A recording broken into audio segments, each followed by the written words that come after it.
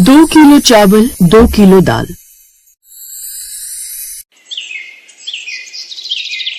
शकुंतला के 2 बेटे और 2 बहुएं थी। बड़ा बेटा संदीप और उसकी चालाक पत्नी उमा, छोटा बेटा नवीन और उसकी भोली भाली पत्नी कमला। शकुंतला के घर में रुपए पैसे की कोई कमी नहीं थी, इसलिए घर में कभी पैसों को लेकर कोई लड़ाई झगड़ा नहीं हुआ। दोनों बहुओं को शकुंतला देवी ने अच्छे से रखा हुआ था। तीज त्योहार पर भी शकुंतला देवी खुद अपनी बहुओं को बाजार ले जाती थी और गहने और कपड़ों की खरीदारी करवाती थी। उमा की एक बुरी आदत थी, वो हर समय कमला को नीचा दिखाने की कोशिश करती थी और उसे बेवकूफ साबित करने की फिराक में रहती थी।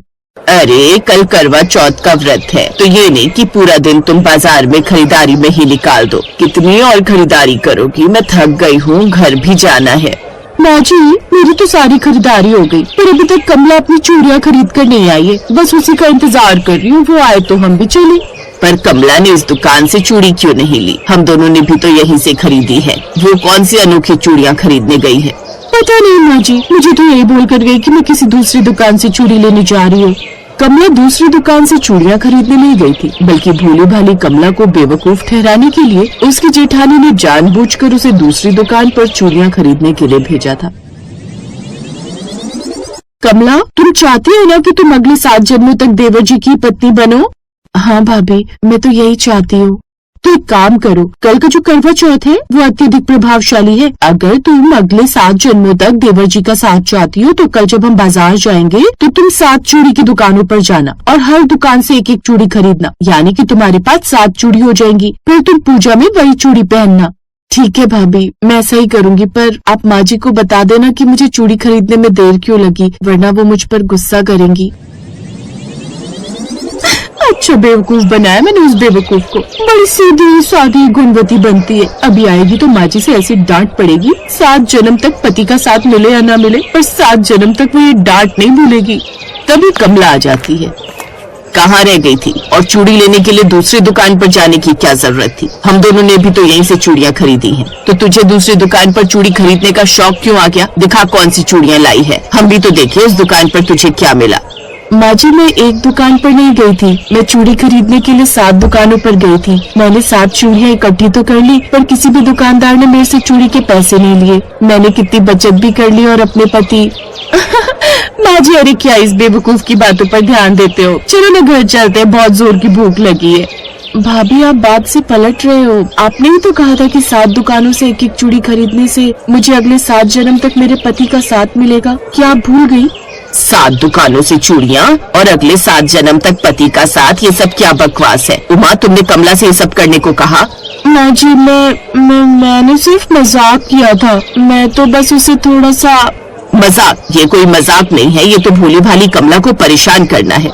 माँ जी, मुझे माफ कर दीजिए, मुझसे गलती हो गई। बेटा, तुम इतनी सीधी हो कि तुम्हारी अच्छाई का लोग फायदा उठाते हैं। ऐसा मत किया करो। और हाँ, 7 जन्मों तक पति का साथ चूड़ियों से नहीं बल्कि तुम्हारे प्यार और तुम्हारे अच्छे व्यवहार से मिलता है। मैं समझ गई माँ जी। उमा, तुम कमला से माफी मांगो अभी, और तुम दोनों मेरी बात ध्यान से सुनो। आज से मेरे घर में कोई चालबाजी नहीं चलेगी, तुम दोनों को एक साथ मिलकर रहना होगा।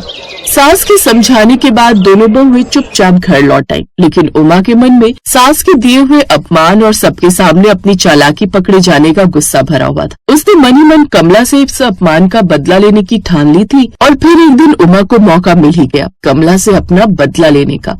उमा बहू, तुम कमला के साथ बाजार जा रही हो तो राशन वाले से 2 किलो चावल और 2 किलो दाल लेती आना। मिल गया मौका। माँ जी, मैं तो बाजार नहीं जा पा रही, मुझे तो घर का भी बहुत सारा काम करना है। आप एक काम करो, कमला को भेज दो। हाँ ठीक है, भेज देती हूँ। तुम्हारे ससुर जी कह कर गए थे कि कल राशन वाले की दुकान बंद होगी और किसी को तो जाना पड़ेगा। अब वो तीनों शादी से रात को लौटेंगे, फिर दाल चावल नहीं आए तो कल परेशानी होगी। कमला, इधर आओ। जी माँ जी। तुम बाजार जाओ और राशन की दुकान से 2 किलो चावल और 2 किलो दाल ले आओ। तुम्हारे ससुर जी बता कर गए हैं कि कल दुकान बंद रहेगी, इसलिए अभी ले आना। ठीक है माँ जी। कमला को अकेले बाजार जाते देख उमा को अपना बदला लेने का मौका मिल गया। वो झट से कमला के पास जाती है और मुस्कुराते हुए उससे बात करती है। कमला, उस दिन की बात के लिए अभी तक नाराज हो? नहीं तो भाभी, मैं तो वो बात कब की भूल गई। चलो अच्छा है, तुम ये बात भूल गई। वैसे मैंने तुम्हें अपनी देवरानी कभी नहीं समझा, हमेशा अपनी बहन ही माना है। मुझे पता है तुम बाजार से 2 किलो चावल और 2 किलो दाल लेने जा रही हो, तो मैं सोच रही थी तुम इतना सारा वजन अकेले कैसे उठा कर लाओगी। एक काम करो, मैं तुम्हें एक तरीका बताती हूँ जिससे तुम्हारा काम भी आसान हो जाएगा और तुम्हें वजन भी ज्यादा नहीं उठाना पड़ेगा। अच्छा, वो कैसे भाभी? बहुत आसान सा है, सुनो। जब तुम दाल चावल खरीदने जाओगी तो दोनों को अलग अलग लाने की जगह एक साथ ही मिलवा लेना, फिर वजन भी हल्का हो जाएगा और तुम्हें 2 थैले भी नहीं पकड़ने पड़ेंगे। हाँ, ये तो बहुत आसान रहेगा भाभी। ठीक है, तो मैं राशन वाले से बोल दूंगी कि 2 किलो दाल 2 किलो चावल बराबर मात्रा में एक ही जगह तोल दे। कमला फिर से एक बार उमा की बातों में आ जाती है और बाजार जाकर दुकानदार से 2 किलो चावल में 2 किलो दाल मिलवाकर घर आ जाती है। माँ जी, मैं दाल चावल ले आई। अरे वाह, ले आई मेरी बहू, कितनी सयानी है। आज दाल चावल ही बन जाएंगे, मैं साफ कर देती हूँ। अब आएगा मजा।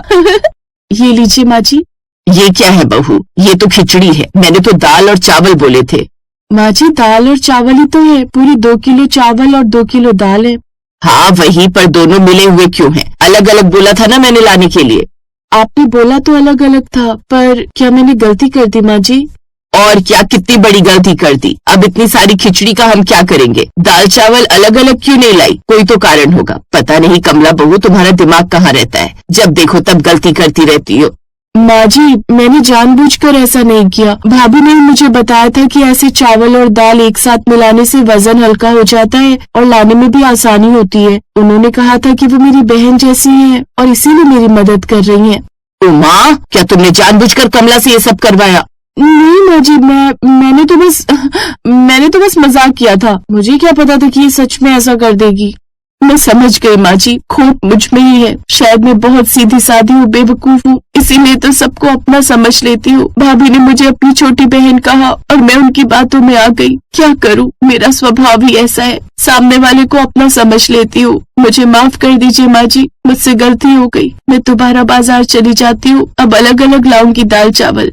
अपने आप को दोष देने की कोई जरूरत नहीं है कमला बहू, जिसने गलती की है वही सजा भुगतेगा। उमा, ये दाल चावल जब तक अलग नहीं हो जाते तब तक इस घर में कोई तुमसे बात नहीं करेगा। यहाँ तक कि मैं संदीप को भी मना कर दूंगी कि जब तक तुम ये दाल चावल अलग ना कर दो वो भी तुमसे बात ना करे। अब ये तुम्हें देखना है कि तुम कितने दिन में ये दाल चावल अलग कर देती हो। उतने दिन तक तुम बिना किसी से बात किए रहोगी।